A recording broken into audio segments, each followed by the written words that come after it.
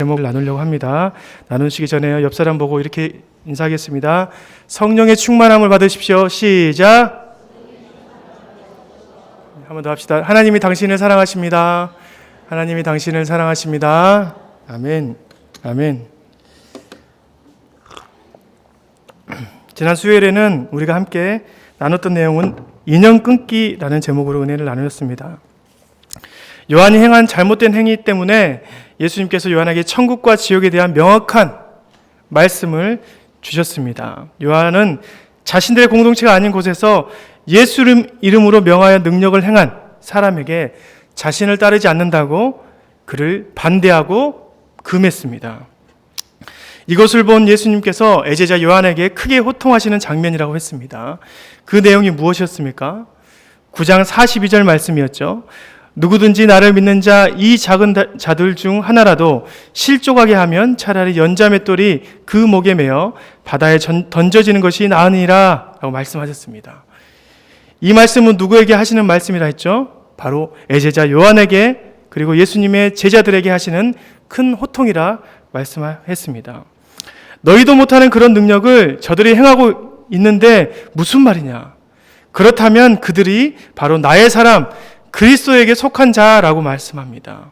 너희가 그런 자들을 아무리 우리 공동체에 속하지 않았다고 해서 반대하면 차라리 너희는 연자맷돌을 메고 태평양 바다에 수장하는 것이 훨씬 더 나은 징계를 받는 것이다라고 말하고 있습니다. 굉장히 무서운 말씀이시죠. 예수님께서 심각하게 호통치는 것입니다.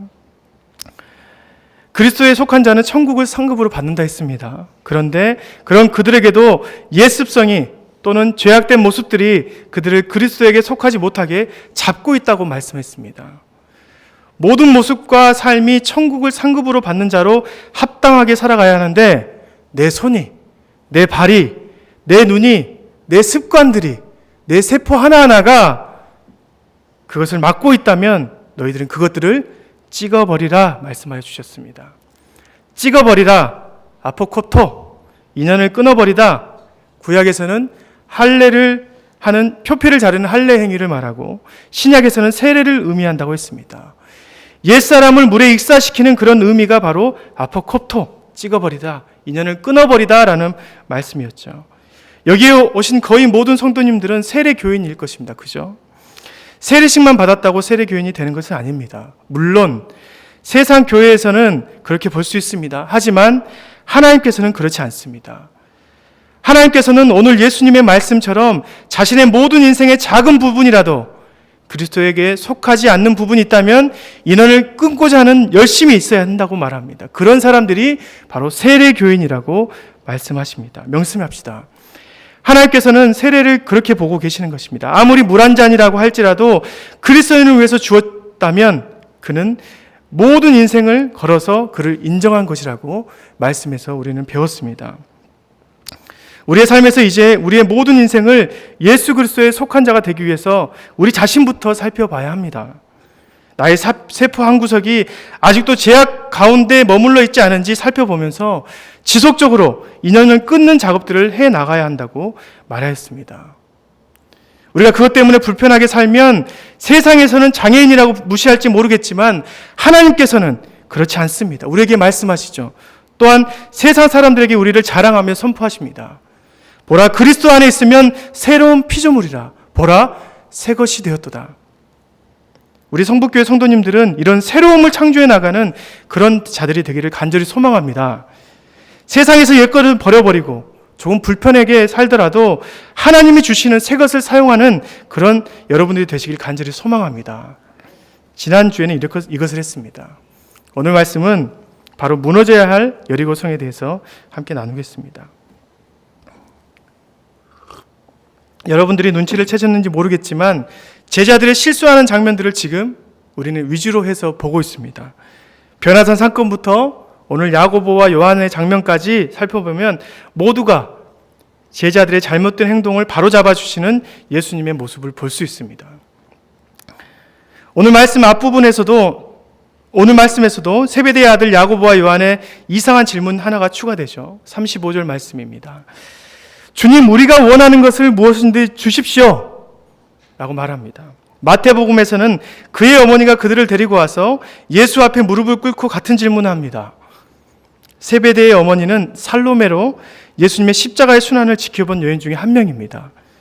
그리고 성경에 보니까 자신의 재물을 들여서 예수님을 섬겼다라고 나와 있습니다. 그런 것으로 보아 상당한 재력가임을 우리는 알 수 있습니다. 보이지는 않지만 돈다발을 싸들고 오지 않았을까요? 그렇게 생각되어집니다. 그렇지 않고서는 이렇게 당당할 수 없다는 것이죠. 그의 아들을 데리고 와서 예수 앞에 직접적으로 이런 질문을 하게 됩니다. 37절 말씀입니다. 여짜오되 주의 영광 중에서 우리를 하나는 주의 우편에 하나는 좌편에 앉게 해 주십시오. 단호하지 않습니까? 주의 영광 중에, 영광이란 헬라의 단어는 독사라는 것인데 명예, 광채를 말합니다. 그런데 또 다른 의미에서 의견, 그의 생각에는 이러이러하다, 뭐뭐라고 생각한다. 쉽게 말하면 주님의 광채가 빛날 때 그 광채의 오른쪽에는 우리의 아들들이 있게 해주십시오. 야고보와 요한이 거기에 꼭 끼었으면 좋겠습니다라고 말하는 것입니다. 또 다른 의미를 해석하면 그분이 생각할 때 야고보와 요한은 주의 오른편과 좌편에 있는 자가 되도록 의견을 내주십시오라고 말하는 것과 같습니다. 정말 그들의 생각은 쉽게 고쳐지지 않는 것 같습니다. 예수님께서 지속적으로 마가복음을 통해서 말씀하고 있습니다. 너희들은 자리 싸움에 연연해 있는데 그것이 아니다. 본질은 쓰러져가는 이 세대를 살리기 위해서 섬기는 자리가 오히려 세상을 살리는 자리가라는 것을 지속적으로 몇 번을 말해도 깨우치지 못하는 것 같습니다. 그들은 자신들의 자리만 관심을 갖고 있지 다른 것에 관심이 없는 것 같습니다. 야고보와 요한의 바로 앞 사건에 보면 예수님께서 마지막 세 번째 고난 예고를 통해서 그의 영광은 고난 가운데 일어나는 부활의 사건이다라고 우리에게 말씀해 주십니다. 그의 마지막 자리는 대제사장과 서기관들에게 능령을 당하며 침뱉음을 당하며 죽는 것이 자신의 마지막 자리라 말씀하여 주십니다. 38절이죠. 예수께서 이르시되 너희는 너희가 구하는 것을 알지 못하는도다. 내가 마시는 잔을 너희가 마실 수 있으며 내가 받는 세례를 너희가 받을 수 있느냐? 라는 말씀입니다. 그 세례가 무엇입니까? 바로 십자가 아니겠습니까? 그런데 깨우치지 못한 그들의 대답은 한치의 망설임도 없습니다. 39절 상반절이죠. 그들이 말하되 할 수 있나이다. 뭘 하는지도 모르면서 그냥 당차게 대답만 멋지게 하는 것입니다. 마치 베드로가 보였던 그 당당한 대답과 같은 것 아니겠습니까? 아무도 주님을 해하지 못하도록 제가 받겠습니다. 라는 대답과 같습니다. 베드로에게는 예수님께서 사단아 물러가라 하셨습니다. 그런데 자신들이 이렇게 자리를 차지하기 위해서 열심을 내고 있을 때 예수님께서도 제자들을 데리고 지금 계속 위로 올라가고 있습니다. 지역적으로 보면 갈릴리라는 아주 낙후된 지역에서 출발해서 가버나움, 황금성을 지나서 유대 온 광야와 이제는 예루살렘으로 향하는 중입니다. 점점 발전되고 좋은 지역으로 가고 계십니다. 지역적으로 화려함을 따라가는 것처럼 보입니다. 제자들의 눈에 보이는 것은 그런 것들이 보이는 것이죠. 예수님의 행보가 참 과감하다라고 생각할 수 있습니다. 갈릴리를 지나서 가버나움의 왕성한 활동, 그리고 바리새인과 서기관 앞에서의 위험, 이제는 그 위험을 예루살렘으로 향하고 있는 예수님의 모습이 제자들에게는 참으로 욕심이 나는 모습처럼 보이는 것입니다. 하지만 예수님께서 제자들과 이렇게 좋은 도시로 이동하시면서 지속적으로 말하는 것이 무엇입니까? 오늘 말씀 43절, 44절 말씀 아니겠습니까? 너희 중에는 그렇지 않을지니 너희 중에 누구든지 크고자 하는 자는 너희를 섬기는 자가 되고 너희 중에 누구든지 으뜸이 되고자 하는 자는 모든 사람의 종이 되어야 하리라. 가버나움에서 말했던 그 섬김의 종의 모습을 보이라는 것이죠. 지역적으로 화려함을 쫓아서 가고 있지만 그 화려함 안에서 예수님의 메시지는 무엇입니까? 바로 섬기는 종의 모습을 보이라는 것입니다. 장소는 높아지고 화려해지지만 주님의 메시지는 점점 낮아지고 겸손해지시고 계시는 것을 우리가 깨달아야 합니다. 마가복음 10장 45절, 마가복음의 주제 성구이죠. 그리고 예수님께서 이 땅에 오신 목적을 구체적으로 말해주는 아주 중요한 문장입니다. 만약에 이 목적대로 우리가 살아간다면 우리의 삶도 십자가의 삶으로 올바로 갈 것입니다. 함께 봉독할까요? 마가복음 10장 45절 시작. 인자가 온 것은 섬김을 받으려 함이 아니라 도리어 섬기려 하고 자기 목숨을 많은 사람의 대속물로 주려 함이니라. 내가 온 목적은, 다시 말해서 나의 자리는 많은 사람들을 위해서 목숨을 내주는 자리다. 너희도 그 세례를 함께 받을 수 있겠느냐? 물어보는 것입니다. 예수님과 함께한 자들의 자리는 바로 이런 모습이어야 한다는 것이죠. 섬기는 모습, 자기 목숨을 많은 사람들을 살리는 대속물로 주기 위한 그 자리가 바로 우리 그리스도인들의 자리라는 것입니다. 자리의 변화는 위쪽으로 가고 있지만 예수님의 메시지의 핵심은 날마다 낮아지고 겸손해지셨습니다. 우리가 이것을 명심해야 합니다. 장소에 목숨 거는 것이 아니라 주님의 메시지에 목숨을 걸어야 합니다. 주님은 우리에게 축복의 삶을 주십니다. 영혼이 강건하여지고 삶이 풍성함을 주시는 분이 주님이십니다. 그런 자리에서 주님의 메시지는 무엇입니까? 바로 십자가입니다. 우리에게 십자가의 삶을 살아가라는 것이죠. 우리가 날마다 주님을 바라보면서 주님의 음성을 듣고 살아가야 하는데, 그분께서 주시는 그런 축복만을 바라고 살아간다면 우리는 그분의 뜻을 알지 못하게 될 것입니다. 오늘 주님을 가장 가깝게 따라다니는 그 제자들처럼 주님의 뜻을 배우는 것이 아니라, 주님의 길을 배우는 것이 아니라 주님의 움직임만 배우는 자들이 될 수 있다는 것이죠. 우리가 주님의 그 영광만을 바라며 살아간다면 어떻게 되겠습니까? 주님이 계신 천국의 영광만을 바라고 살아간다면 어떻게 되겠습니까? 나중에 그 천국을 결국 소유하지 못하게 될 것입니다. 왜 그렇습니까? 천국만 보면서 천국에 들어가는 방법을 모르는 것과 같은 것입니다. 지금 제자들이 그렇지 않습니까? 예수님께서 주기적으로 천국에 들어가는 키를 주셨습니다. 그것도 3번이나 십자가가 열쇠라고 말해주는데도 자리만 탓하고 있는 것 아니겠습니까? 제자들은 천국에 들어가는 방법을 물어보지 않고 천국 가는 길만 알려달라고 물어보는 것과 같습니다. 천국에 가는 길을 알았다고 합시다. 그래서 도착했다고 생각해 봅시다. 그런데 그 문 앞에서 키가 없으면 어떻게 되겠습니까? 아무런 필요가 없는 것입니다. 천국 사람처럼 옷만 입으면 뭐 하겠습니까? 거기에 들어가는 열쇠가 없는데. 바리새인과 서기관들이 그런 것 아니겠습니까? 옷만 입은 것입니다. 전통과 형식이라는 옷만 입은 것입니다. 천국에 어울리는 옷만 입으려고 한 것이죠. 그래서 천국에 가는 가장 빠른 길을 가려고 그들이 노력했다는 것입니다. 하지만 거기에 도착해서 뭐가 필요한지를 모르고 있다는 것이 문제라는 것입니다. 그 길을 오늘 예수님께서 말씀해 주신 것이죠. 인자가 온 목적이 바로 많은 사람의 대속물로 쓰임받고자 하는 것이다. 너희도 같은 세례를 받겠느냐? 너희도 같은 길을 가겠느냐 물어보는 것입니다. 마치 이 제자들의 길을 보면서 저는 이스라엘 민족이 출애굽해서 광야를 걸을 때와 같은 것을 보게 되었습니다. 하나님께서 400년 핍박받던 그 민족들에게 오셨습니다. 그리고 그들의 목소리를 들으시고 그들을 구원의 과정으로 불러주셨습니다. 출애굽시키시고 하나님의 나라, 즉 가나안 땅으로 들어가기 전에 광야를 지나가게 하셨습니다. 교육의 현장이었죠. 그런데 그들을 교육시키는 훈련 광야 과정에서 한 번도 그들은 하나님의 마음에 들게 행동한 적이 없다는 것이 문제였습니다. 그들의 말이나 행동들 모두가 하나님을 분노케 했습니다. 출애굽을 보시면 아시겠죠. 하나님이 매번 분노하시고 원망하시고 광야를 건너고 있는 백성들에게 큰 분노하심을 행한 적이 너무나 많다는 것입니다. 애굽을 나온 지 3개월 만에 그들은 죽을 위험에 직면했습니다. 모세가 시내산에 올라간 사이에 그들은 무엇을 합니까?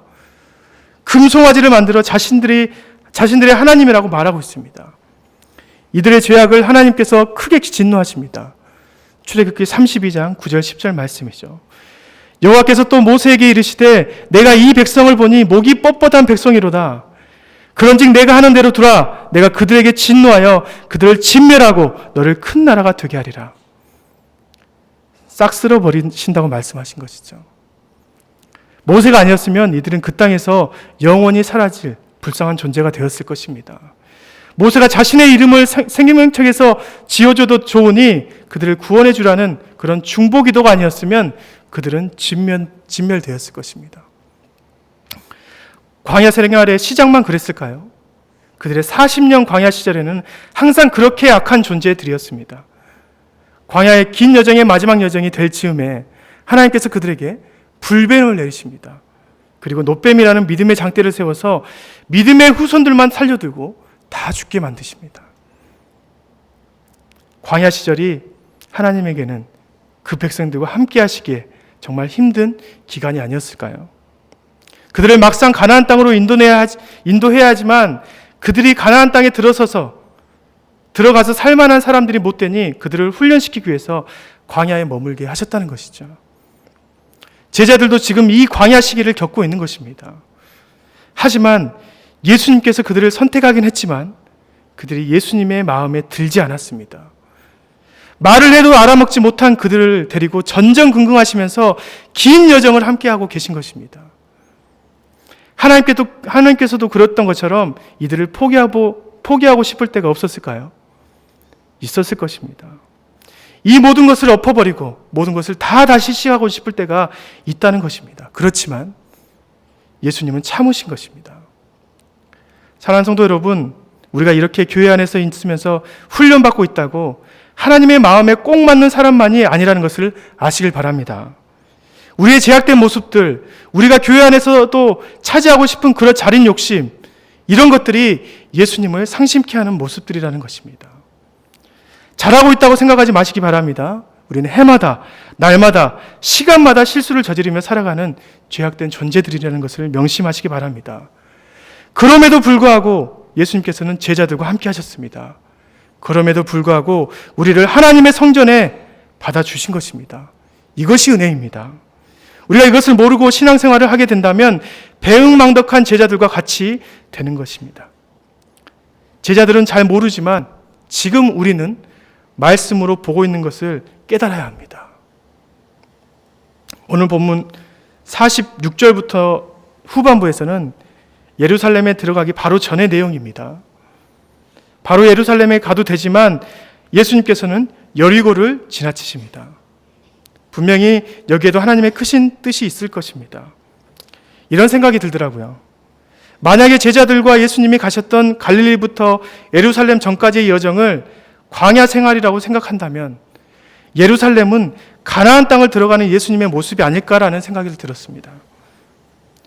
출애굽에서 보여줬던 말 안 듣는 백성들을 이끌고 가는 여정들을 신약에서 와서 제자들을 통해서 우리에게 보여주는 것이구나 라고 생각이 들었습니다.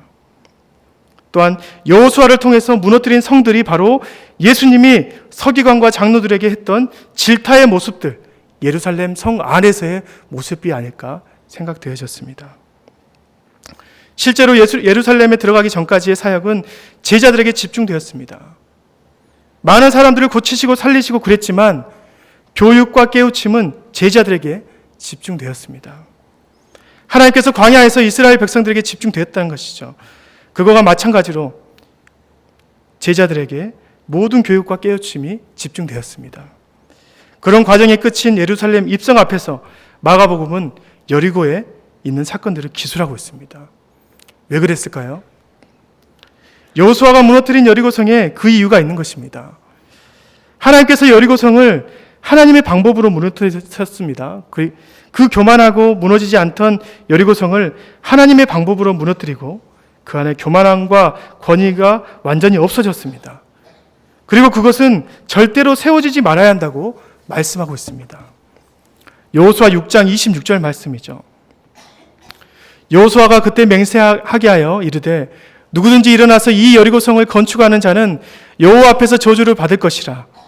그 기초를 쌓을 때 그의 맏아들을 잃을 것이요 그 문을 세울 때 그 막내 아들을 잃으리라 하였더라. 열왕기 상에 보면 아합 시대 때 베델 사람 히엘이라는 사람이 여리고성을 건축하였는데 진짜로 그의 맏아들과 막내 아들을 잃었습니다. 이렇듯 여리고성은 세워지지 말아야 할 성이었습니다. 그런데 예루살렘 안에 그런 교만과 전통의 형식들이 예전 여리고성을 보듯이 세워지고 있는 것입니다. 그래서 예수님께서 가나안 땅에 들어가시기 전에 무너뜨렸던 여리고성을 상기시키면서 예루살렘에 입성하시기 전에 여리고 안에서 사건들을 보여주신 것입니다. 그곳에서 어떤 일이 벌어집니까? 디메오의 아들 맹인인 거지 바디모에가 치유함을 받습니다. 왜 이 장면이 우리에게 중요한지는 디메오라는 이름의 뜻이 중요한 역할을 합니다. 티마에오스, 디메오, 이것은 히브리어로 타메라는 히브리어인데 그 뜻이 바로 불결하다는 뜻입니다. 불결한 자의 아들을 맹인 거지가 된 것이죠. 불결한 자가 그 아들이 바로 맹인 거지가 된 것입니다. 유대인들이 보기에는 그 질병은 그들의 불결함 때문에 찾아온 하나님의 심판과 같은 것입니다. 그래서 그들은 죽어야 하고 없어져야 하는 그런 불결한 집단의 사람들이라는 것을 우리는 이 말씀을 통해서 알 수 있는 것이죠. 제자들의 눈에도 당연하다고 생각했을 것입니다. 그러니 그의 큰 목소리, 다윗의 자손 예수여 나를 불쌍히 여기소서, 이 말을 듣고 제자들이 꾸짖으신 것입니다. 예수님께서 이런 그들의 마음에 여리고성을 무너뜨리려 한다고 말씀하신 것이죠. 우리가 이 대목에서 바라봐야 할 중요한 부분이 두 부분인데, 첫 번째 부분은 51절 말씀입니다. 맹인 거지 바디메오에게 말씀하여 물어보십니다. 예수께서 말씀하여 이르시되 내게 무엇을 하여 주기를 원하느냐? 이런 말씀이 있습니다. 그런데 야고보와 요한의 말씀에도 똑같은 문장이 있습니다. 36절의 말씀이죠. 이르시되 너희에게 무엇을 하여 주기를 원하느냐? 똑같습니다. 이 책의 저자인 마가는 이것을 의도적으로 같은 문장으로 표현하고 있습니다. 교만과 권위를 앞세우는 제자들의 간구에는 예수님께서 응답하시지 않으셨지만 불결하고 더러운 존재인 바디메오의 간구는 그의 간절한 마음을 보시고 예수님께서 소원을 들어주셨다는 것입니다. 두 번째로 우리가 바라봐야 할 것은 무엇입니까? 55절 하반절의 말씀입니다. 그가 곧 보게 되어 예수를 길에서 따르니라. 바디메오, 불결한 자의 아들, 그 사람이 고침을 받고 곧 예수를 따르게 됐다는 것이죠. 예수님께서 그를 자기를 따르는 자로 받아주셨다는 것입니다. 예수를 따라다니면 누구와 함께하는 것입니까? 바로 제자들과 어깨를 나란히 하며 함께하는 것입니다. 그런 불결한 자가 곧바로 예수를 따르는 것은 어떤 의미겠습니까? 예수님께는 득이 되지 않습니다. 뿐 아니라 거룩한 성 시온, 예루살렘에 들어가는 입구에서 예수님은 그를 자신의 길을 따르는 제자로 받아주셨다는 것은 자리싸움하고 있는 제자들과 또 그곳에 있는 많은 장로들에게 큰 의미가 있다는 것을 우리가 알아야 합니다. 누가복음에서는 여리고에서 있었던 일을 하나 더 추가합니다. 삭개오라는 세리장에게 그 초점이 맞춰집니다. 삭개오는 무화과 나무에 올라가서 예수님이 오시는 것을 보고 그 가정이 구원을 받습니다. 세리장이요 부자였던 그는 사람들에게 부끄러운 존재였습니다. 세리라 하면 같은 유대인이지만 로마의 심부름꾼으로 세금을 배로 걷어들여 같은 민족들의 삶을 망치는 그런 아주 바디메오 같은 자라는 것이죠. 그들이 보기에 상종 못할 인간들이 바로 삭개오요 바디메오입니다. 그런데 그의 집에 구원을 선포해 주십니다. 유대인의 생각을 완전히 무너뜨린 생각이라는 것입니다. 바디메오와 삭개오의 구원을 통해서, 그리고 반면에 야고보와 요한의 간구의 거절을 통해서 우리가 알아야 할 것이 반드시 있다는 것이죠. 불결하고 할례받지 못한 민족들은 저주받은 인생들이다. 부정하고 나쁜 자들은 구원받지 못한 그런 마음들, 우리만이 전통과 하나님의 민족이라는 그런 교만함과 헛된 우상들, 이런 안일함들이 있었다는 것입니다. 그런 유대민족 안에 있는 차별과 교만과 형식들을 무너뜨려야 한다는 것이 바로 여리고 안에서의 사건들입니다. 구약에서는 여리고성이 무너졌습니다. 하나님께서는 외형적인 여리고성만을 다시 쌓지 말라는 말씀이 아니었을 것입니다. 사람들 안에 쌓여져 있는 내면적인 교만과 거짓된 우상들을 향한 하나님의 강력한 메시지가 아니겠습니까? 마음속에 있는 여리고성을 다시 쌓게 된다면 그런 곳곳마다 하나님의 징계가 있는 지옥이 될 것입니다. 하나님의 심판이 넘치는 곳이 될 것입니다. 사랑하는 성도 여러분, 만약에 그때의 유대 민족의 동네처럼 우리 교회가 이런 내면적인 여리고성을 쌓게 된다면 교회가 하나님의 심판이 머무는 장소가 되지 않겠습니까? 성도 여러분, 오늘 이 말씀에 우리가 민감해지셔야 합니다. 하나님께서 다른 곳을 향한 것이 아니라 제자들을 향한 마지막 메시지였습니다. 우리에게 있는 교만과 형식만을 추구하는 전통이 무엇입니까?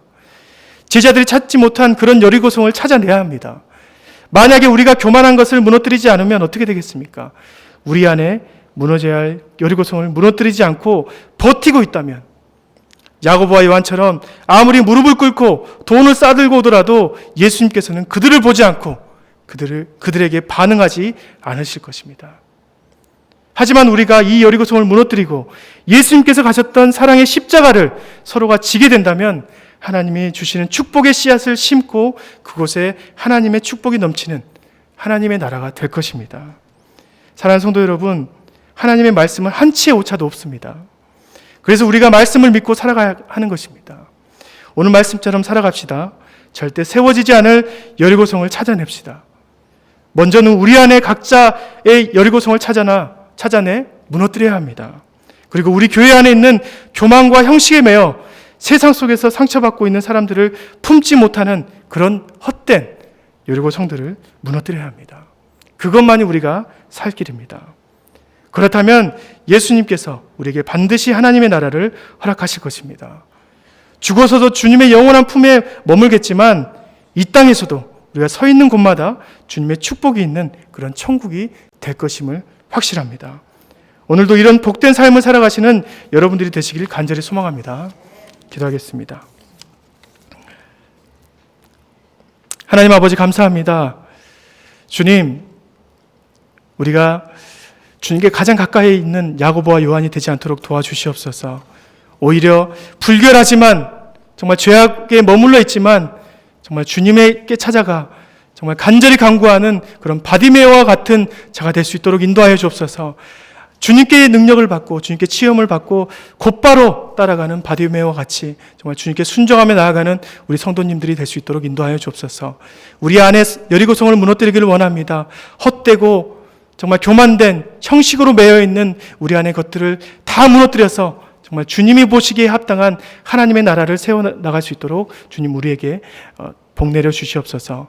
너무나 감사드리며 예수님의 이름으로 기도드립니다. 아멘.